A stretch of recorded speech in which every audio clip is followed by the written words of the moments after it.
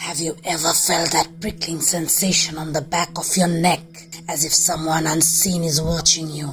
Tonight, I want to share a story from South Korea where that unsettling feeling was anything but imaginary. This is a tale of an ordinary evening that turned into a chilling nightmare, and it's based on real events. It was a rainy evening in Seoul, and Ji-Hoon had just finished a late shift at the office. The streets glistened with reflections of city lights, and the hum of traffic was a distant murmur. Ji-Hoon hurried home, eager to escape the downpour. His apartment building, a tall grey structure, loomed in the distance as he quickened his pace. As he stepped into the lobby, he greeted the security guard with a nod and headed straight for the elevator. The old lift creaked open, and Ji-Hoon stepped inside, pressing the button for the 14th floor. The doors began to close, but just before they shut completely, an elderly woman slipped in. Her appearance was unsettling. She wore a traditional hanbok, which seemed oddly out of place in the modern building. Her face was pale, almost ghostly, and her eyes were dark and hollow, staring straight ahead without acknowledging Ji-Hoon's presence. Ji-Hoon felt a chill but brushed it off, attributing it to the cold rain. The elevator began its ascent. Floor by floor, the silence grew heavier. Ji-Hoon glanced at the woman, hoping to strike up a conversation to ease his nerves, but she remained eerily still.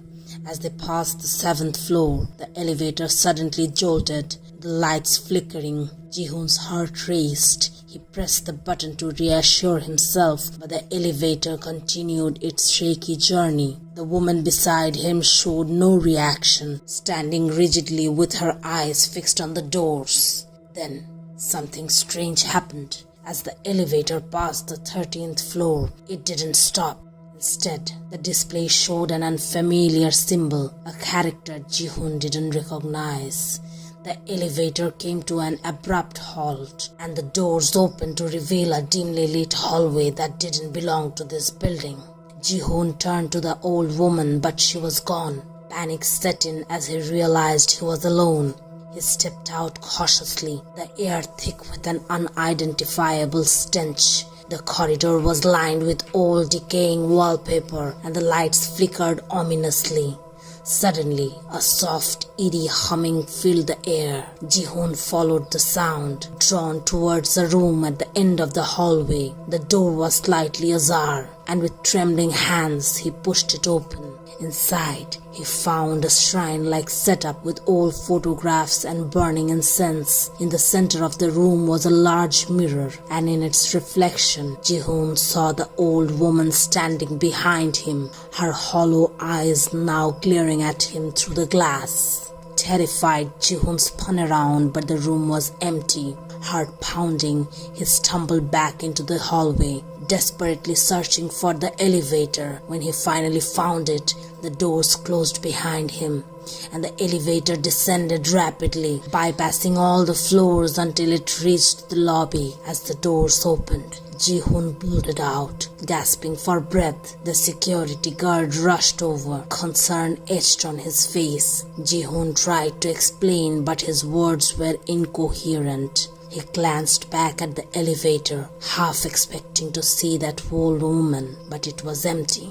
Ji-Hoon never saw that woman again, but he couldn't shake the memory of that night. He later learned that the building had once been a hospital, and many believed it to be haunted by restless spirits. Among them, an old woman who had lost her family in a tragic accident and was said to wander the halls, searching for her lost loved ones. Every time Ji-Hoon steps into an elevator, he can't help but feel the prickling sensation on the back of his neck, a reminder of that terrifying encounter.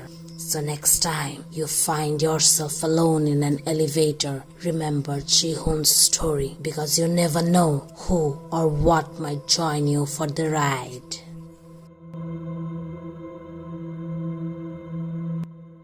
Where are you? Jinwoo's voice was a strained whisper as he stared at his phone. The text from his girlfriend, Hannah, had been brief and unsettling. Meet me at Cinder Bridge. Hurry.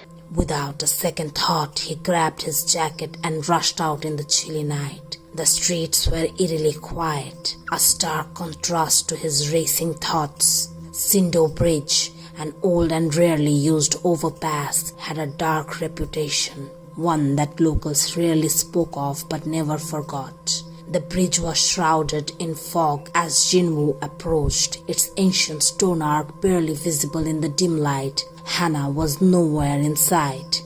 His breath formed clouds in the cold air as he called out her name, the sound echoing off the empty structures. A flicker of movement caught his eye. He turned to see a shadow dart beneath the bridge. Heart-pounding, Ji-Hoon descended the steps, his footsteps echoing ominously. Underneath the bridge, the air was even colder, and the silence was oppressive. Hannah! He called out again, his voice trembling. Only the sound of dripping water answered him. His phone buzzed, and he looked down to see another message from Hannah. Help me. Ji-Hoon's fear turned into panic. He moved deeper into the shadows, the sense of being watched growing stronger with each step. Suddenly, a low, mournful wail filled the air, sending chills down his spine. He spun around, trying to locate the source, but the fog and darkness obscured everything. Then he saw it, a figure barely discernible through the mist. It was a woman, her long hair covering her face, standing motionless by the water's edge. Ji-Hoon's heart skipped a bit as he approached cautiously. Hannah? He asked, his voice barely audible. The figure didn't respond. Instead, she began to move slowly towards the bridge, her footsteps silent on the damp ground. Ji-Hoon followed, his fear overridden by desperation. As he drew closer, he realized something was terribly wrong. The figure's movements were unnatural, almost gliding over the ground. The wail returned, louder and more agonizing, resonating through the still night. Ji-Hoon's phone buzzed again. He glanced down to see a message from Hannah's mother. Where are you? Hannah never left the house. She has been asleep for hours. The blood drained from his face as he looked back up. The figure had vanished and the wailing ceased abruptly. The oppressive silence returned, heavier than before. His mind raced, trying to process the impossibility of it all. Ji-Hoon stumbled back towards the steps, his breaths coming in short, panicked gasps. As he reached the top, he heard a final whisper. Help me. A barely audible but chilling to the core. He ran, not stopping until he was back in the safety of his apartment. The events of the night replayed in his mind, each detail more haunting than the last. The next day, he researched the bridge and discovered its grim history. Years ago, a woman had drowned herself beneath it. Her spirit said to linger, seeking help from the living. Ji-Hoon never returned to Cinder Bridge, and the memory of that night haunted him for years. He often wondered what might have happened if he hadn't left, if he had stayed to help the ghostly figure. But some questions are better left unanswered, especially when they involve the restless dead.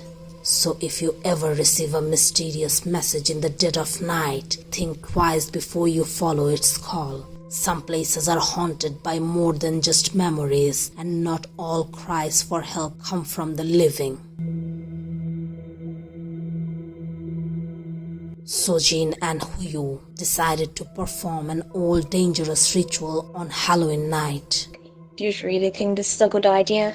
Sujin's voice trembled as he clutched the old tattered book. Her friend Hun-woo had convinced her to try the ritual, one that had been passed down through the whispers and rumors in their small town. It's just a superstition, Sujin. Besides, it's Halloween. What's the worst that could happen? Hyun-woo's grin was confident, but Sejun couldn't shake the feeling of dread that settled in her stomach. The ritual, known as the Whispering Shadows, was said to summon spirits from the other side. It required specific items: a mirror, 3 black candles, and a personal item of the person performing it. Ji-Hoon had brought her grandmother's old locket, an item she cherished deeply. They gathered in Hyun-woo's basement, the dim light creating an eerie atmosphere. The mirror was placed in the center, with the candles arranged in a triangle around it. Ji-Hoon reluctantly placed the locket on her mirror, her hands shaking. Hyun-woo lit the candles and began to read the chant from the book. The air grew colder with each word he spoke, and the shadows in the room seemed to grow darker, more oppressive. Sujin's unease deepened as she watched the flames flicker and dance. As Hyun-woo finished the chant, a silence fell over the room. They stared at the mirror, waiting. For a moment, nothing happened. Sujin let out a breath she didn't realize she was holding. Maybe it was just a myth after all. Then, the mirror's surface began to ripple, as if it were a pool of water. Sujin gasped and stepped back, her eyes wide with fear. Shadows began to move within the mirror, taking shape and form. Faces appeared, twisted in pain, their mouths moving silently. Suddenly, one of the faces pushed against the surface of the mirror, as if trying to break free. Candles flickered wildly, casting eerie shadows on the walls. A low, guttural whisper filled the room, growing louder and more insistent. Hyun-woo tried to blow out the candles, but the flames wouldn't extinguish. The shadows grew more intense, swirling around them. Sojin felt a cold hand grip her ankle, pulling her towards the mirror. She screamed, but the sound was swallowed by the oppressive darkness. A desperate attempt to break the ritual, Sujin grabbed the locket and yanked it from the mirror.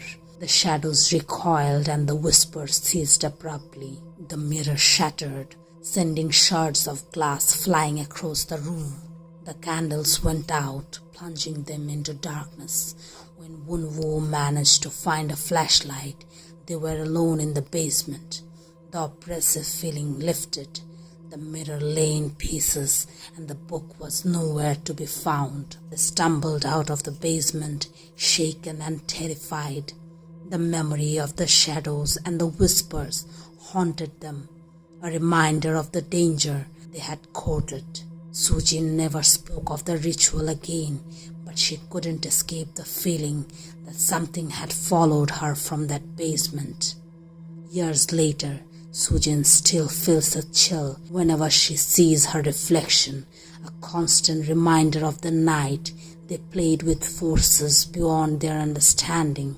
Some rituals are better left forgotten, and some doors are better left unopened, because once you invite the darkness in, it might never leave.